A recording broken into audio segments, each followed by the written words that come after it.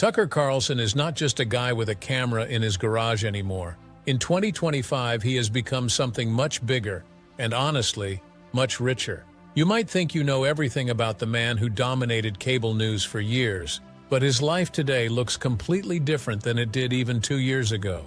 Today, we are going deep. We are going to look at exactly what his children are doing right now in 2025, including the one who is working inside the White House. We will step inside his 2 massive homes, check out his strange new studio, and break down exactly how he pays for all of it. Forget what you heard on the news. This is the real story of the Carlson lifestyle.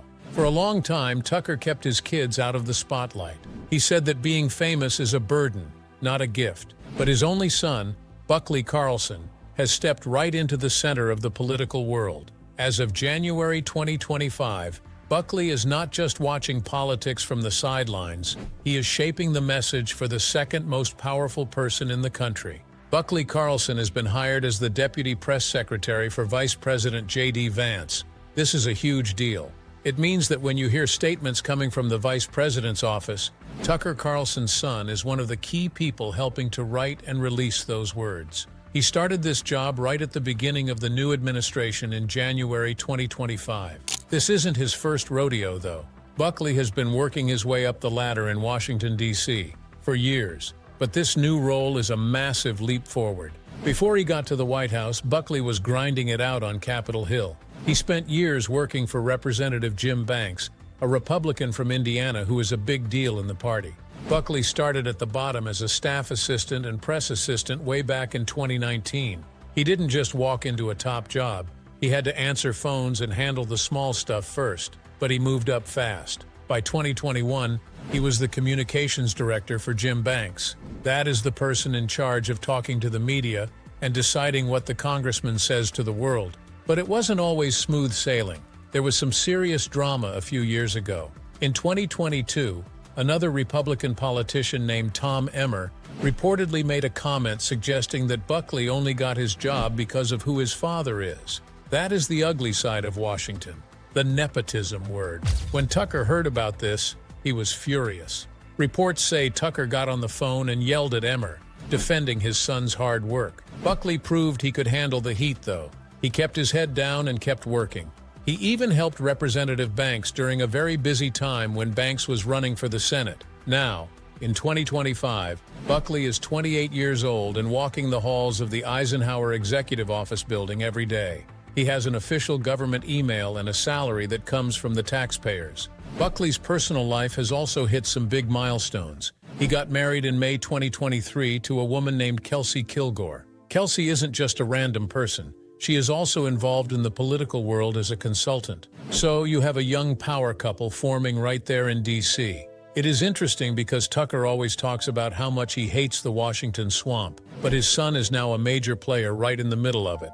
While Buckley is out there in the public eye, Tucker's 3 daughters, Lily, Hopi, and Dorothy, have chosen a very different path. They are incredibly private. You won't find them trying to be influencers on Instagram or starring in reality shows. This is by design.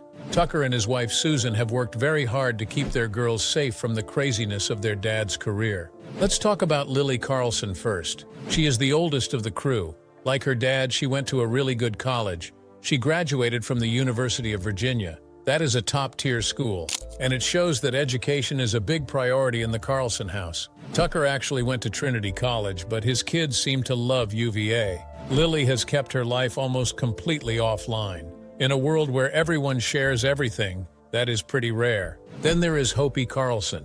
She is the second daughter, and she also went to the University of Virginia. Hopi seems to be the one who really loves the outdoors, just like Tucker. We found records showing she worked as a camp counselor at a place called Fernwood Cove in Maine. She wasn't just sitting around. She was in charge of the natural horsemanship program. That means she was teaching kids how to ride and care for horses. It fits perfectly with the family's love for Maine and nature. She wrote a letter to the campers saying how excited she was to meet them, which shows a really sweet, down-to-earth side of the family that you don't see on TV. The youngest is Dorothy Carlson. She followed in her parents' footsteps in a very special way. She went to St. George's School in Rhode Island. This is a super fancy boarding school. but it is also the place where Tucker and his wife Susan first met when they were teenagers.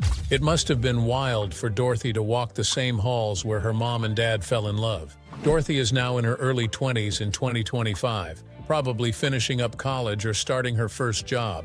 Just like her sisters, she stays out of the news. Tucker has said that being a parent is the most important thing in his life. He once said that when you die, the only thing that matters is if your kids are there holding your hand. He takes this job very seriously. He even made a joke once that if one of his daughters turned out like a liberal politician he hates, he would be devastated. But jokes aside, the family is super tight. They spend a lot of time together at their homes, away from the cameras. You cannot tell the story of Tucker Carlson without talking about his wife, Susan Andrews. They have been married for over 30 years. In the world of celebrities and TV stars, a 30-year marriage is almost unheard of. Usually these guys are on their third or fourth wife by now, but Tucker and Susan have been together since they were kids. They met in 10th grade at St. George's School. And get this, Susan's dad was the headmaster of the school. That is a bold move, dating the principal's daughter. Tucker said that when he first saw her, he thought she was the cutest 10th grader in America. He remembers she had a bounce in her walk. Susan remembers Tucker too. She said he was wearing khaki pants and a ribbon belt, which is basically the Tucker Carlson uniform even today. She thought he seemed so happy and optimistic. They got married in 1991 in the school chapel where they met. It is a real-life high school sweetheart story. Susan has been with him through everything, getting fired from CNN, getting fired from MSNBC, becoming the king of Fox News, and then getting fired from Fox News. She is the rock of the family. Now let's talk about the money side of Susan's life, because there are a lot of rumors out there. You might have heard that Tucker is an heir to the Swanson frozen food fortune. That is technically true, but it's complicated. Tucker's dad married Patricia Swanson, who is from the family that invented TV dinners. Susan comes from a wealthy family too, but she isn't managing a frozen food empire. The Swanson Company was sold a long time ago, so while they definitely have family money and trust funds, they aren't sitting on billions of dollars of liquid cash from selling turkey dinners. Most of the money they spend today is money Tucker made himself. Susan is also the one who helps run their life behind the scenes. When Tucker launched the Tucker Carlson Network, or TCN, Susan was right there. She helps keep their private life private. You rarely see her doing interviews. She prefers to stay at their homes in Florida and Maine, making sure the girls in Buckley have a stable place to come back to. She is the reason Tucker can go out and say crazy things on the internet and still have a normal life to come home to. Now let's look at where they live. In 2025, Tucker Carlson splits his time between two very different worlds. First, let's go south to Boca Grande, Florida, the beach town which is one of the richest, most exclusive zip codes in America. Boca Grande is on Gasparilla Island. It is the kind of place where people drive golf carts instead of cars, and where former presidents like George H.W. Bush used to go fishing. It is old money, it is quiet, and it is expensive. Tucker bought his first house there in 2020 for $2.9 million. It is a beautiful home, but it's not a massive mansion. It is about 2,800 square feet with 4 bedrooms. It was built in the late 1960s, so it has that classic Florida feel. Terrazzo floors, cypress wood paneling, and a pool in the courtyard. It is very private, hidden behind palm trees and lush plants. But one house wasn't enough. In 2022, Tucker and Susan bought the house right next door for $5.5 million.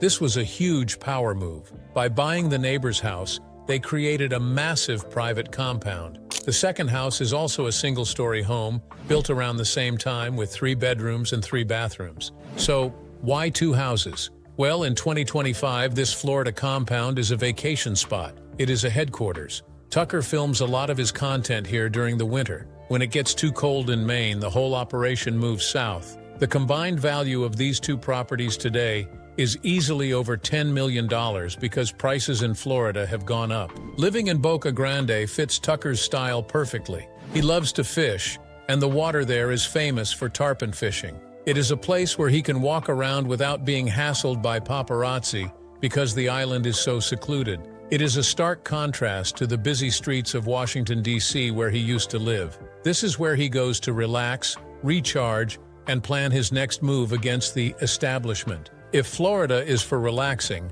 Maine is for working. Tucker's favorite place on earth is a tiny town called Bryant Pond in Oxford County, Maine. He has been going there since he was a kid, and in 2025, it is the beating heart of his media empire. This place is rugged. It is deep in the woods. It is not about luxury. It is about isolation. Tucker owns a home in the town of Woodstock, right near the pond. He bought it in 2020, but he has owned property in the area for decades. The house is an old farm-style building. Inside, it is all wood panels and hunting gear. It looks like a cabin from a movie. There is a crazy story about this house that Tucker started telling in 2024. He claims that he was physically attacked by a demon while sleeping in his bed in Maine.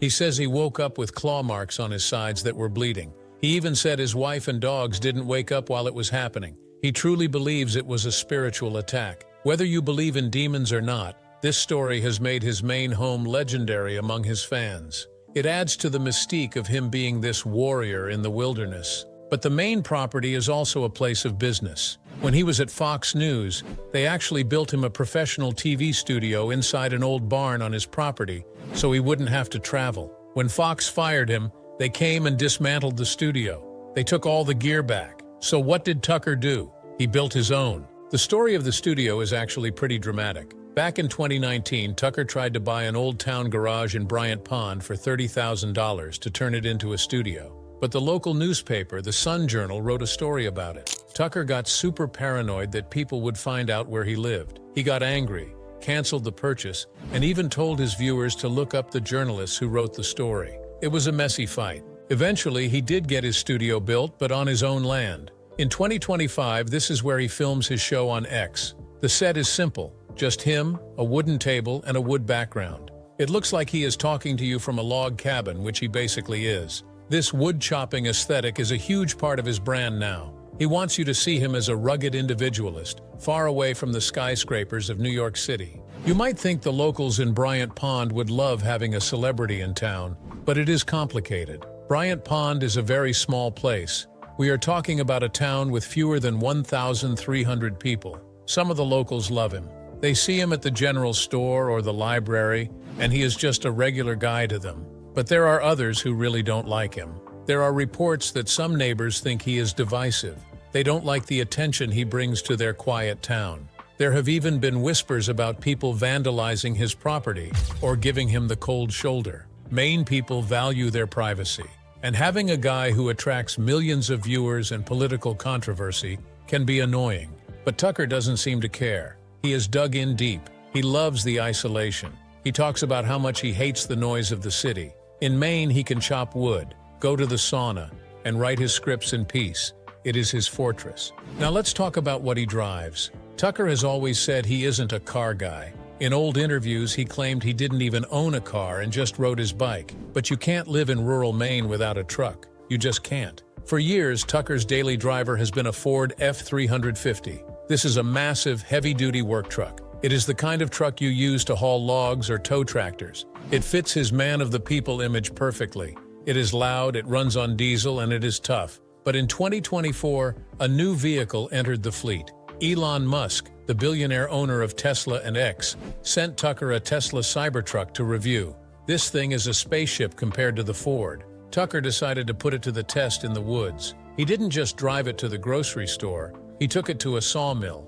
He grabbed a local guy named Patrick Feeney, who is a mechanic and drives a Ford F-350, and asked him to be honest about the electric truck. They beat on it. They drove it over rough terrain. They towed heavy loads. Tucker even took out a handgun and shot the side of the truck to prove it was bulletproof. The verdict? They actually liked it. The local loggers were impressed by the power. Tucker admitted it was ugly, but he respected the engineering. So now, in 2025, you might see Tucker rolling through Bryant Pond in a shiny steel Cybertruck, looking like something out of a sci-fi movie, parked right next to his beat-up Ford F-350. It is a perfect symbol of his life. Old-school values meeting new-school tech and money.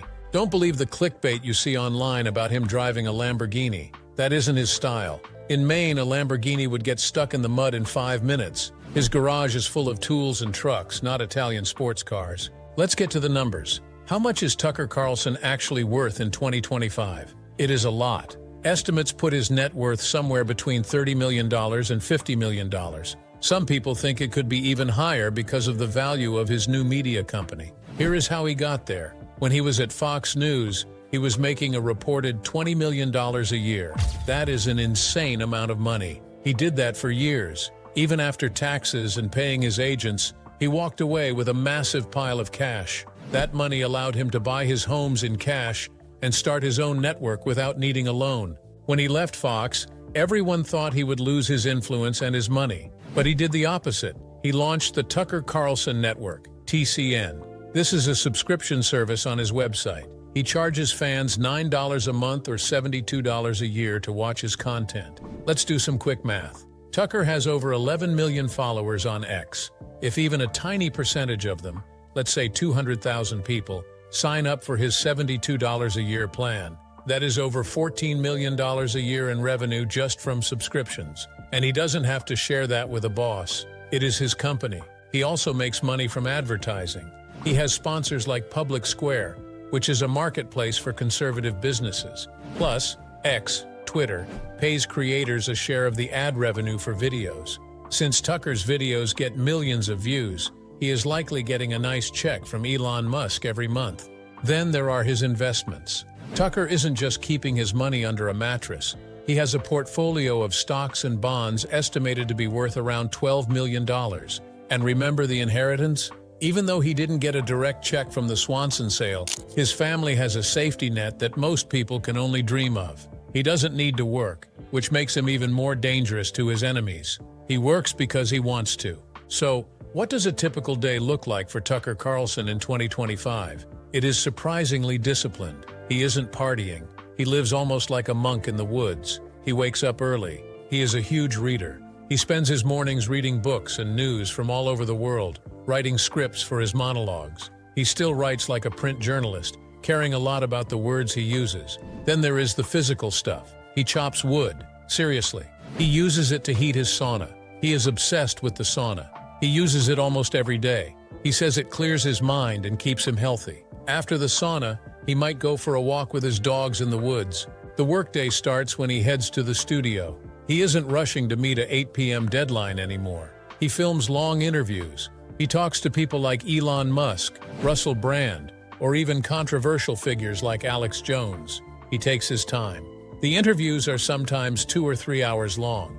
He wants to have real conversations, not just sound bites. In the evenings, it is all about family. If the girls are visiting, they have dinner together. There are no cameras, no press, just the family. They are a closed loop. They trust each other and almost nobody else. This isolation is how he survives the constant attacks from the media. He builds a wall around his life and only lets the people he loves inside. In 2025, Tucker Carlson has pulled off something that almost nobody in media has ever done. He got fired from the biggest job in TV, and he didn't disappear. He got bigger, he got richer, and he got more powerful. He has built a completely bulletproof life. He has his son in the White House, helping to run the country. He has his wife managing his empire. He has a fortress in Maine where he can say whatever he wants, and a compound in Florida where he can live like a king. He drives a Cybertruck through the mud and fights demons in his sleep. He is controversial, sure. Half the country loves him and half the country hates him. But in 2025, Tucker Carlson doesn't care what you think. He has created his own world, and he is the one holding the keys. He is the independent patriarch, and he isn't going anywhere.